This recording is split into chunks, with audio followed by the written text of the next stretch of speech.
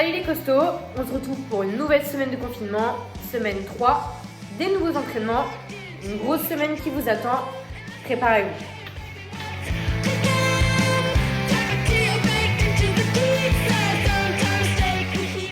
Le skill du jour. Alors, il sera consacré au développement de la force sur vos poussées. Vous devrez réaliser 3 à 4 tours de 4 à 8 excentriques HSPU, donc de descendre sur 5 secondes, puis remonter en keeping. Avec un beau trépied s'il vous plaît. Pour ceux qui ne savent pas faire de HSPU, vous aurez la possibilité de réaliser des pike push-up.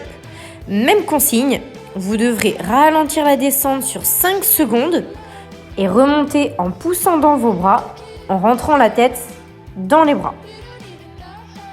Troisième option possible, vous réaliserez des Z-press en excentrique. Donc vous allez pousser rapidement et ralentir la descente sur 5 secondes. À l'aide d'un pack d'eau, d'une bouteille d'eau, tout simplement, d'une chaise, d'une brouette, ou bien du dumbbell ou d'une kettle. Deuxième partie du skill, vous réaliserez 3 à 4 tours de 4 à 8 push-up en tempo.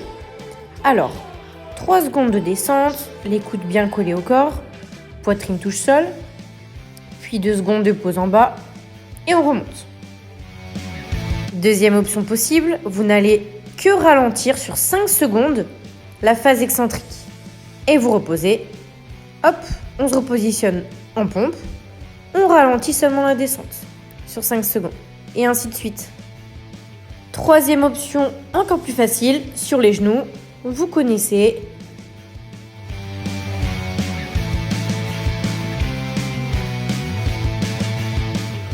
Pour terminer la séance, le DT revisité.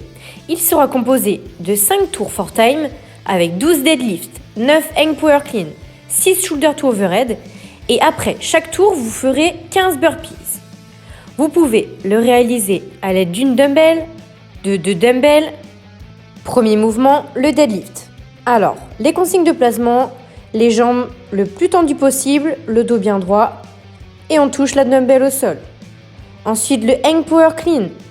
Vous allez swinger entre vos jambes ou sur les côtés quand vous avez 2 dumbbells et l'épaulé sur les épaules. Troisième mouvement, le shoulder to overhead. Donc comme vous voyez, j'ai réalisé en jerk. Il est aussi possible de le réaliser avec une kettle, un peu plus technique, attention.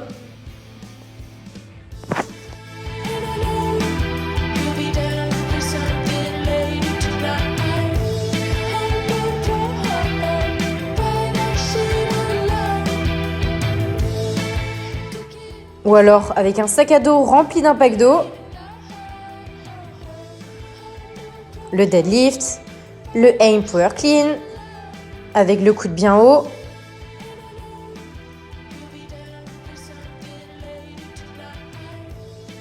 et le jerk.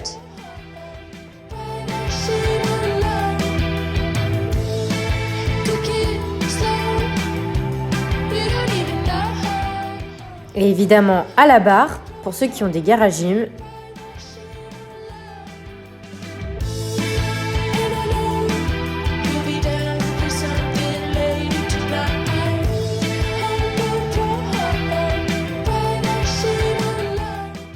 Pour le jerk, ceux qui ne maîtrisent pas encore très bien, n'hésitez pas à bien décomposer les étapes.